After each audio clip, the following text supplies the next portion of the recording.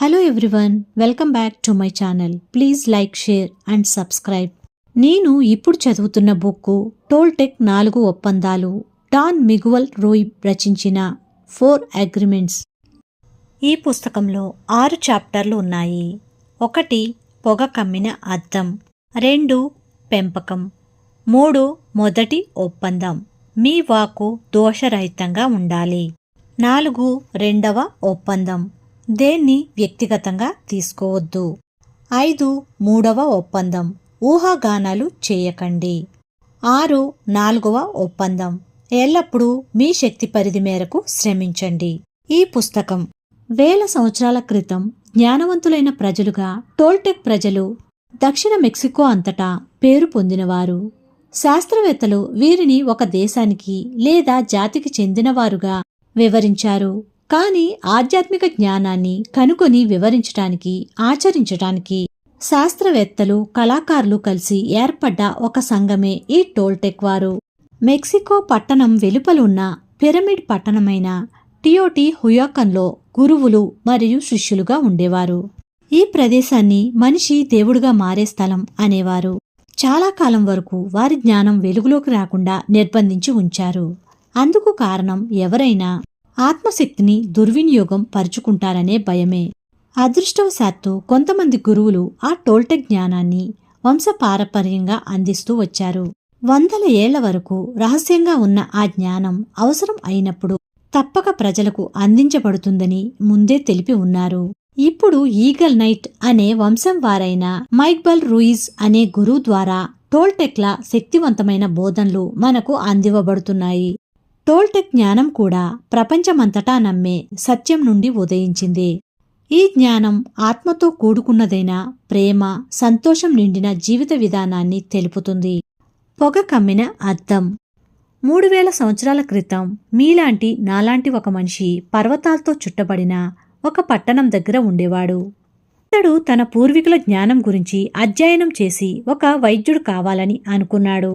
కాని అతని మనసు పూర్వీకుల జ్ఞానంతో పూర్తిగా ఏకీభవించలేదు. దానికన్నా ఇంకా అధికంగా ఏదో ఉందని అనిపిస్తూ ఉండేది. ఒకరోజు ఒక గుహలో పడుకుని ఉండగా అతనికి ఒక కల వచ్చింది. అందులో అతడు తన శరీరం పడుకుని ఉండటాన్ని తానే చూశాడు. ఒక అమావాస్య రాత్రి అతడు తన గుహ బయటికి వచ్చాడు. ఆకాశం మేఘరహితంగా ఉండి లక్షలాది నక్షత్రాలను చూశాడు. అప్పుడే అతనిలో ఏదో జరిగింది. అతనిని పూర్తిగా మార్చివేసింది. అతడు తన చేతుల వైపు చూశాడు. తనలో నుండి మాటలు వినిపించాయి. నేను కాంతితో చేయబడ్డాను, నేను నక్షత్రాలతో చేయబడ్డాను అని. అతడు మళ్లీ నక్షత్రాల వైపు చూశాడు. నక్షత్రాలు కాంతిని ఇవ్వడం కాదు, కాంతి నక్షత్రాలను సృష్టించింది. ప్రతిదీ కాంతితో చేయబడింది, మరి వాటి మధ్య ఉన్నది శూన్యం కాదు అని అన్నాడు. ఉనికిలో ఉన్న ప్రతి వస్తువుకు ప్రాణం ఉన్నది. కాంతి ప్రాణము కలది, మరి అన్ని విషయాలు నింపుకుని జీవుల మధ్య రాయబారిగా ఉంది. నేను నక్షత్రాలతో చేయబడ్డ నక్షత్రం కాదు, నక్షత్రాల మధ్యలో ఉన్నాను అని అనుకున్నాడు. అతడు నక్షత్రాలను టోనాల్ అన్నాడు. నక్షత్రాల మధ్య ఉన్న కాంతిని నాగువల్ అని, వాటి మధ్య పొందిక ఏర్పరిచినది ప్రాణం అని అన్నాడు. ప్రాణం లేనిదే టోనాల్, నాగువల్ యొక్క ఉనికి లేదు. ప్రతి వస్తువును సృష్టించే ఆ సర్వోత్కృష్టమైన సృష్టికర్త యొక్క శక్తియే ప్రాణం. ఇదే అతడు తెలుసుకున్నది. సృష్టిలోని ప్రతి వస్తువు దేవుడు అనబడే ఒకే వ్యక్తి యొక్క రూపమే అని అతడు తెలుసుకున్నాడు. మనిషి జ్ఞానం ఒక కాంతి ఇంకొక కాంతిని తెలుసుకోవడం వరకేనని నిర్ణయించాడు. నిజమైన మనం అంటే పరిశుద్ధమైన ప్రేమ, పరిశుద్ధమైన కాంతి అని అతడంటాడు. ఇలా తెలుసుకోవటం అతని జీవితాన్ని మార్చేసింది. ఎప్పుడైతే తానెవరో తెలుసుకున్నాడో తన చుట్టూ ఉన్న మనుషుల వైపు చూశాడు, ప్రకృతి వైపు చూశాడు. అతడెంతో ఆశ్చర్యపోయాడు. ప్రతి వస్తువులోనూ, ప్రతి మనిషిలోనూ, ప్రతి జంతువులోనూ, ప్రతి చెట్టులోనూ, నీటిలోనూ, వానలోనూ, మేఘాలలోనూ, భూమిలోనూ తనను తాను చూసుకున్నాడు. కోట్లాది రూపాలు తయారు కావడానికి టోనాల్, నాగువల్ వేర్వేరు మోతాదుల్లో కలిసి ఉండటమే కారణం అని తెలుసుకున్నాడు. ఆ కొన్ని క్షణాల్లో అతడు ప్రతి వస్తువును గ్రహించగలిగాడు. అతడెంతో పులకించిపోయాడు. అతని హృదయం శాంతితో నిండింది. అతడు ప్రజలకు ఈ విషయం చెప్పనిదే ఉండలేకపోయాడు. కాని గ్రహించింది వివరించటానికి మాటలు లేవు. అతడు చెప్పటానికి ప్రయత్నించినా ఎవరూ అర్థం చేసుకోలేదు. ప్రజలు అతడిలోని మార్పును గ్రహించారు. అతడి కళ్ళు, అతని స్వరము ఏదో మాధుర్యాన్ని వెదజల్లటం గ్రహించారు. అతడు దేని పట్ల, ఎవరి పట్ల తీర్పు చెప్పటం లేదని గ్రహించారు. అతడు ప్రతి ఒక్కరిని బాగా అర్థం చేసుకుంటాడు. కాని అతడిని ఎవరూ అర్థం చేసుకోరు. వారు అతడు దేవుడి అవతారం అని భావించారు. అందుకు అతడు చిరునవ్వుతో, అది నిజం, నేను దేవుణ్ణి, మీరు కూడా దేవుళ్లే, మనం ఇద్దరం ఒకటే, మనం కాంతి యొక్క రూపాలం, మనం దేవుళ్ళం అని అన్నాడు. కాని ప్రజలు అతన్ని అర్థం చేసుకోలేదు. తనను తాను చూసుకోగల అద్దమే తానని గ్రహించాడు. అతడు ఇతరులకు కూడా అద్దంలాగా ఉన్నాడు. ప్రతి ఒక్కరూ అద్దమే అని అన్నాడు. అందరిలోనూ తననే చూసుకున్నాడు. కాని ఎవరూ అతన్ని తమలాగా చూడలేకపోయారు. ప్రతి ఒక్కరూ యథార్థంగా తామెవరో తెలుసుకోలేని స్వప్నంలో ఉన్నారు. వారు అతనిలో తమని చూసుకోలేకపోయారు. ఎందుకంటే అద్దాల మధ్యన పొగ కమ్ముకుని ఉంది. పొగ అనే అడ్డుగోడ మనుష్యుల స్వప్నంతో ఏర్పడింది. అప్పుడు అతను పొగ కమ్మిన అద్దంలా పిలవబడాలి అనుకున్నాడు.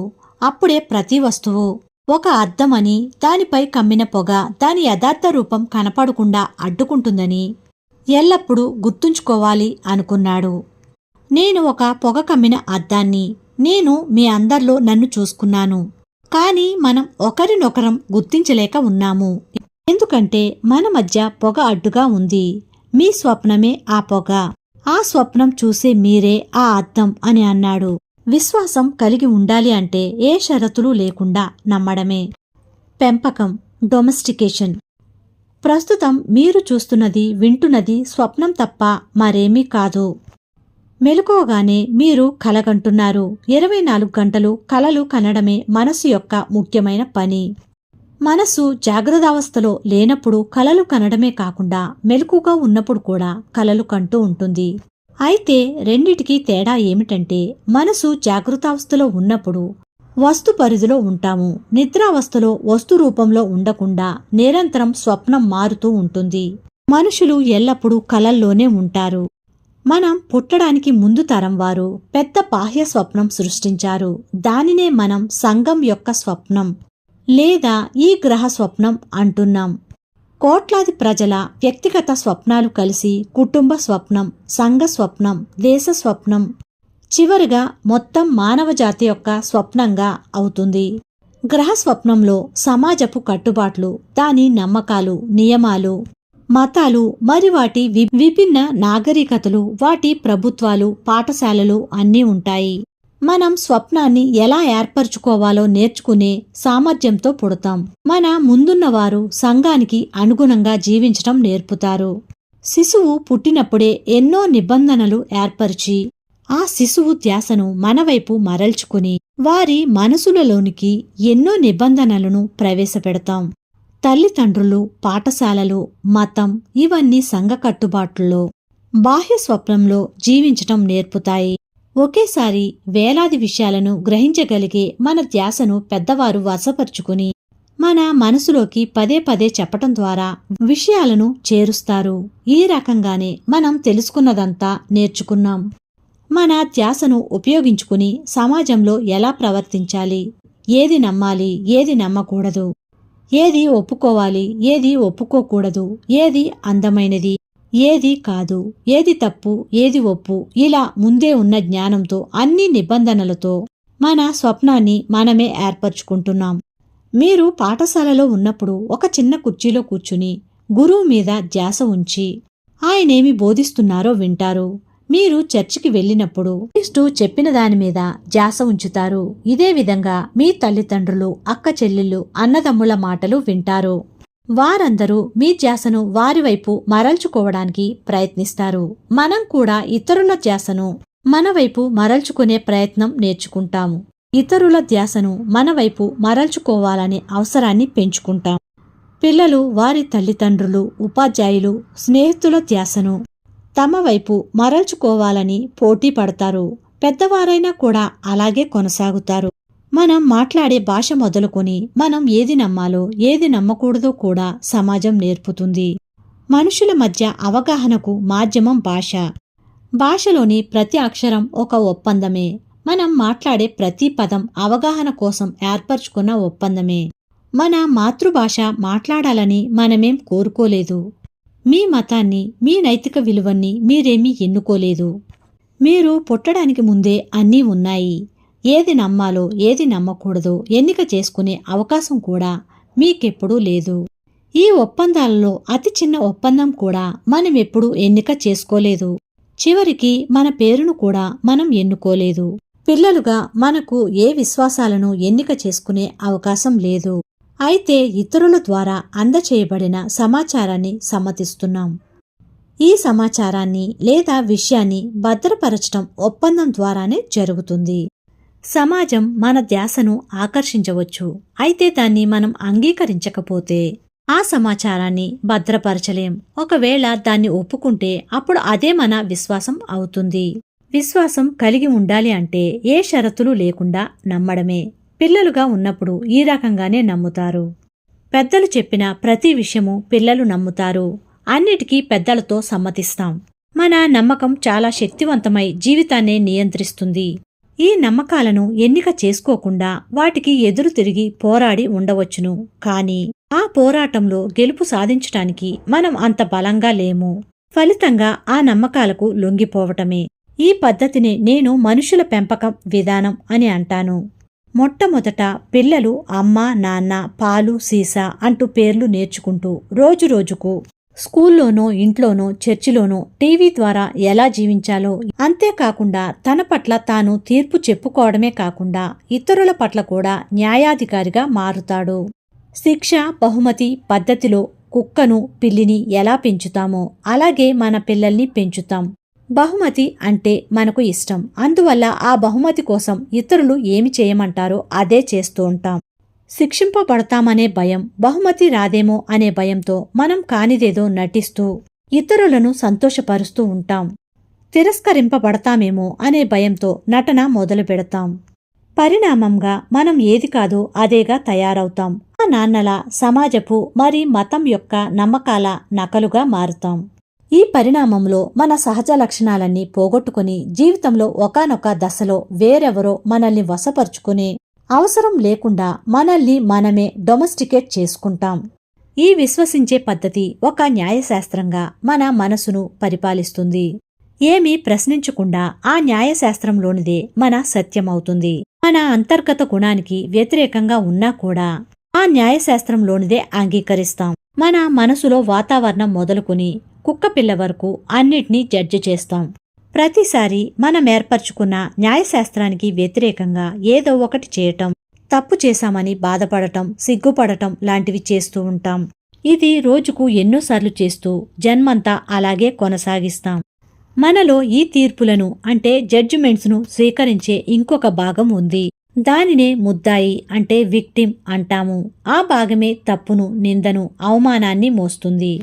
మనలోని ఒప్పందాలు ఎంత బలమైనవంటే మనలో మార్పును తెచ్చే, కొత్తను స్వీకరించే నిర్ణయాలను తీసుకున్నా మన జీవితాలను నియంత్రించే ఒప్పందాలు వాటికి అడ్డుపడతాయి. మనం ఏర్పరచుకున్న న్యాయశాస్త్రానికి వ్యతిరేకంగా ఏది జరిగినా మనలో భయం ఉద్భవిస్తుంది. అందుకే ఒప్పందాలను ఎదుర్కోవడానికి మనకు చాలా ధైర్యం కావాలి. ఎందుకంటే ఈ ఒప్పందాలను మనం ఎన్నిక చేసుకోకపోయినా వాటిని మనం అంగీకరించాలి. ప్రభుత్వం ఎలాగైతే న్యాయశాస్త్రం ప్రకారం పరిపాలిస్తుందో అలాగే మన నమ్మకాల శాస్త్రం మన జీవితాలను పరిపాలిస్తుంది. చేసిన తప్పుకు వేలసార్లు శిక్ష అనుభవించటం మనిషి విషయంలో మాత్రమే జరుగుతుంది. మిగతా జంతువులన్నీ ఒకసారి చేసిన తప్పుకు ఒక్కసారి మాత్రమే జరిమానా చెల్లిస్తే, మనిషికున్న జ్ఞాపక శక్తి వలన ఒకే తప్పుకు అనేకసార్లు నిందల పాలవుతాడు. భార్య లేదా భర్త చేసిన ఒక తప్పుకు ఎన్నో వందల సార్లు దెప్పి పొడుపులు భరించి శిక్ష అనుభవించవలసి వస్తుంది. ఇలాగే పిల్లల విషయంలో కూడా తల్లిదండ్రులు ప్రవర్తిస్తారు. చేసిన తప్పు గుర్తుకు వచ్చినప్పుడెల్లా వారిని నిందిస్తూ ఉంటాం. ఇది న్యాయమేనా? ఈ భూమిపై మనుషులు బాధపడటం, భయపడుతూ జీవించటం, ఉద్వేగభరిత డ్రామాలు సృష్టించుకోవటం అతి సామాన్యమైపోయింది. కాని ఈ బాహ్య స్వప్నం ఆనందకరమైనది కాదు. ఈ స్వప్నం హింసతోనూ, భయంతోనూ, యుద్ధంతోనూ, అన్యాయంతోనూ నిండినది. వ్యక్తిగత ఆలోచనలు వేరువేరైన ప్రపంచపరంగా చూస్తే అంతా ఓ భయంకరమైన దుస్వప్నమే. మానవ సమాజం అన్ని మతాలు బోధించే నరకంతో అచ్చంగా సరిపోయేటట్లు ఉంది. మనం నరకమనే స్వప్నంలో జీవిస్తున్నాం. నరకం మనసు యొక్క స్థితి అని అనుకుంటే మన చుట్టూ నరకమే ఉంది. కొంతమంది వారు చెప్పింది ఆచరించకపోతే నరకానికి పోతామని హెచ్చరిస్తారు. కానీ మనం ఇంతకుముందే మనలను హెచ్చరించిన వారితో పాటు నరకంలోనే ఉన్నాం. మానవులందరూ సత్యం, సౌందర్యం, న్యాయం కోసం అన్వేషిస్తున్నారు. మన మనసులో భద్రపరిచిన అసత్యాలనే నమ్ముతూ సత్యం కోసం ఎల్లప్పుడూ అన్వేషిస్తున్నాం. మన విశ్వాసాల పట్టికలో న్యాయం లేదు అని నమ్మి న్యాయం కోసం వెతుకుతున్నాం. అలాగే ఎదుటివారిలో కనిపిస్తున్న అందాన్ని నమ్మకుండా అందం కోసం వెతుకుతున్నాం. అంతా మనలోనే ఉండగా ఎక్కడో వెతుకుతూ వెళ్తున్నాం. మీ మనసులో వేల మంది ఒకేసారి మాట్లాడుతూ టోల్టెక్స్ పిలిచే మైటోట్ లేదా మాయలో ఉండి నిజంగా మీరెవరో చూడలేకుండా ఉన్నారు. అందరితో అంగీకరింపబడడానికే, అందర్నీ సంతోషపరచడానికే పరిపూర్ణంగా అంటే పర్ఫెక్ట్గా ఎలా ఉండాలా అని ఓ ఊహ ఇమేజ్ను ఏర్పరచుకుంటాం. కానీ ఆ ఇమేజ్ నిజమైనది కాదు. ఇతరులను సంతోషపెట్టడానికి మనల్ని మనం అగౌరపరుచుకుంటాం. ఇతరులతో అంగీకరింపబడటానికి ఒక్కొక్కసారి శరీరాలను కూడా గాయపరుచుకుంటాం. ఇతరులు మనల్ని నిందించటం కన్నా మనలను మనమే ఎక్కువగా నిందించుకుని తిరస్కరించుకుంటాం. మీతో మీరు వేల ఒప్పందాలు చేసుకోవడమే కాదు, ఇతరులతో, సమాజంతో, తల్లిదండ్రులతో, జీవిత భాగస్వామితో, పిల్లలతో కూడా చేసుకున్నారు. ఇలా ఎన్నో ఒప్పందాలను చేసుకోవటం వల్ల జీవితం దుఃఖమయమై పరాజయం పాలవుతున్నారు. సంతోషంగా, తృప్తిగా జీవించాలంటే భయంతో కూడిన వ్యక్తిగత శక్తిని హరించే ఈ ఒప్పందాలను బ్రద్దలు కొట్టే ధైర్యం మీకు కావాలి. భయం నుండి ఏర్పడే ఒప్పందాలకు ఎంతో శక్తి ఖర్చు పెట్టవలసి ఉండగా, ప్రేమ నుండి ఉద్భవించే ఒప్పందాల వల్ల శక్తి నిల్వ ఉండడమే కాక మరింత ఎక్కువ శక్తిని పెంపొందించుకుంటాం. మన జీవితాన్ని పాలించే ఒప్పందాల వల్ల ఆనందం పొందకపోతే వాటిని మార్చుకునే అవకాశం మనకుంది. భయం నుంచి పుట్టి మన శక్తిని నాశనం చేసే ఒప్పందాలను బ్రద్దలు కొట్టడానికి మనకు సహాయపడే శక్తివంతమైన 4 ఒప్పందాలను ఇప్పుడు చూద్దాం. ఈ 4 ఒప్పందాలు ఆచరించడానికి మీకు చాలా శక్తివంతమైన మనసు కావాలి. కానీ ఈ ఒప్పందాలతో జీవితాన్ని గడిపితే జీవితం అత్యద్భుత చిత్రం అవుతుంది. మొదటి ఒప్పందం, మీ వాక్కు దోషరహితంగా ఉండాలి. మీ వాక్కు దోషరహితంగా ఉండాలి. ఇది చాలా సులభంగా అనిపిస్తుంది, కానీ ఇది చాలా చాలా శక్తివంతమైనది. మీ వాక్కు ద్వారా మీ సృజనాత్మక శక్తిని వ్యక్తపరుస్తారు. వాక్కు ద్వారానే ప్రతిదీ విశదపరుస్తారు. భాష ఏదైనా మీ ఉద్దేశాలను మాట ద్వారానే వ్యక్తపరుస్తారు. ఏ కల కన్నా, ఏ అనుభూతి పొందినా వాస్తవంగా మీరు ఏదైనా అన్ని వాక్కు ద్వారానే స్పష్టపరుస్తారు. మీ వాక్కు దోషరహితంగా ఉండాలి. ఈ మొట్టమొదటి ఒప్పందం చాలా ముఖ్యమైనది, మరి ఆచరణలో పెట్టడానికి కష్టమైనది కూడా. ఎంత ముఖ్యమైనదంటే ఈ మొట్టమొదటి ఒప్పందంతోనే మీరు భగవంతునికి సమానంగా రూపాంతరం చెందగలరు. దానినే నేను భూమిపై స్వర్గం అని అంటాను. మొదటి ఒప్పందం ఏమిటంటే మీ వాక్కు దోషరహితంగా ఉండాలి. ఇది చాలా సులభంగా అనిపిస్తుంది, కానీ ఇది చాలా చాలా శక్తివంతమైనది. మీ మాటే ఎందుకంటే మీ వాక్కే శక్తి. ఆ శక్తిని మీరే సృష్టించాలి. దేవుడి నుండి నేరుగా వచ్చే కానుక మీ మాట. బైబిల్లో విశ్వ సృష్టి గురించి చెప్తూ గాస్పెల్ ఆఫ్ జాన్ ప్రారంభంలో శబ్దమే అంటే మాటే ఉండేది. మరి ఆ శబ్దం భగవంతుని దగ్గర ఉండేది. ఆ శబ్దమే భగవంతుడు. మీ వాక్కు ద్వారా మీ సృజనాత్మక శక్తిని వ్యక్తపరుస్తారు. వాక్కు ద్వారానే ప్రతిదీ విశదపరుస్తారు. భాష ఏదైనా మీ ఉద్దేశాలను మాట ద్వారానే వ్యక్తపరుస్తారు. ఏ కల కన్నా, ఏ అనుభూతి పొందినా వాస్తవంగా మీరు ఏదైనా అన్ని వాక్కు ద్వారానే సృష్టిపరుస్తారు. వాక్కు ఓ శబ్దమో లేదా ఓ గుర్తు మాత్రమే కాదు. వాక్కు ఓ శక్తి. మీరు వ్యక్తపరచటానికి, సంభాషించటానికి, ఆలోచించి ఆ పైన మీ జీవితంలోని సంఘటనలను సృష్టించుకోవడానికి ఉపయోగపడే శక్తి. మీరు మాత్రమే మాట్లాడగలరు. ఈ గ్రహంపై మరే జంతువైనా మాట్లాడగలదా? మనిషిగా మీకున్న అతి శక్తివంతమైన పరికరము వాక్కు లేదా మాట. అది 2 వైపులా పదునున్న కత్తిలాంటిది. మీ మాట ఓ అత్యంత అద్భుతమైన కలను సృష్టించగలదు, లేదా మీ చుట్టూ ఉన్న వాటినంతటినీ నాశనం చేయగలదు. ఒక మాట దుర్వినియోగమైతే అది సజీవమైన నరకాన్ని సృష్టిస్తుంది. మరోవైపు దోషరహితమైన మాట భూమిపై అందాన్ని, ప్రేమను, స్వర్గాన్ని సృష్టిస్తుంది. మీ మాటను మీరు ఎలా ఉపయోగించారు అన్న దానిపై ఆధారపడి మీ మాట మిమ్మల్ని స్వతంత్రుణ్ణి చేయగలదు, లేదా మిమ్మల్ని తెలిసిన దానికన్నా ఎక్కువగా మిమ్మల్ని బానిసగా చేయగలదు. మీ ఇంద్రజాల విద్య అంతా కూడా మీ మాటపై ఆధారపడి ఉంటుంది. మీ మాట దోషరహితంగా వాడినప్పుడు మీ మాట శుద్ధమైన ఇంద్రజాలం. మీ మాటను తప్పుగా ఉపయోగించినప్పుడు అది క్షుద్ర ఇంద్రజాలం. మాట ఎంత శక్తివంతమైనదంటే ఒక మాట జీవితాన్ని మార్చగలదు, లేదా కోట్ల ప్రజల జీవితాలను నాశనం చేయగలదు. కొన్ని సంవత్సరాల క్రితం జర్మనీలో ఒక మనిషి వాక్కును ఉపయోగించి మిక్కిలి మేధావంతులు ఉన్న మొత్తం దేశాన్ని మార్చివేశాడు. వాక్కు యొక్క శక్తితోనే అతడు తన ప్రజలను ప్రపంచ యుద్ధానికి నడిపాడు. పైశాచికమైన హింసను ఆచరించటానికి వారిని ఒప్పించాడు. ప్రజల భయాన్ని తన మాటలతో మరింత పెంచాడు. ఓ పెద్ద విస్ఫోటనంలా ప్రపంచమంతటా ఒకరి పట్ల ఒకరు భయపడి మనుషులు ఒకరినొకరు నాశనం చేసుకున్నారు. భయం వల్ల పుట్టిన నమ్మకాలు మరియు ఒప్పందాలపై ఆధారపడిన హిట్లర్ వాక్కు శతాబ్దాల తరబడి గుర్తుండిపోతుంది. మనిషి మనసు నిరంతరము మొలకెత్తే సారవంతమైన నేలలాంటిది. ఉద్దేశాలు, అభిప్రాయాలు, ఆలోచనలే విత్తనాలు. వచ్చిన చిక్కెల్లా మనసు తరచుగా భయం అనే విత్తనాలకే సారవంతంగా ఉంటుంది. ఏ రకమైన విత్తనాలకు మన మనసు సారవంతమైనదో చూసుకోవడమే చాలా ముఖ్యమైన విషయం. మన మనసును ప్రేమ అనే విత్తనాలు మొలకెత్తడానికి సారవంతం చేయాలి. హిట్లర్ ఉదాహరణ తీసుకోండి. ఆయన అందరిలోనూ భయాందోళన విపరీతంగా పెంచి భయంకర క్రూరమైన వినాశనాన్ని అతి సులభంగా సాధించాడు. వాక్కు యొక్క ఈ శక్తిని గమనించి మన నోటి ద్వారా ఎటువంటి శక్తి విడుదల అవుతుందో అర్థం చేసుకోవాలి. మన మనసులో మెదిలిన ఈ చిన్న భయం లేదా అనుమానం అంతులేని సంఘటనలను సృష్టిస్తుంది. ఒక్క మాటతో మంత్రించి వశం చేసుకోవచ్చు. మనుషులు మాటలను క్షుద్రమాంత్రికుల్లా వాడి వారికి తెలియకుండానే ఒకరినొకరు వశం చేసుకుంటారు.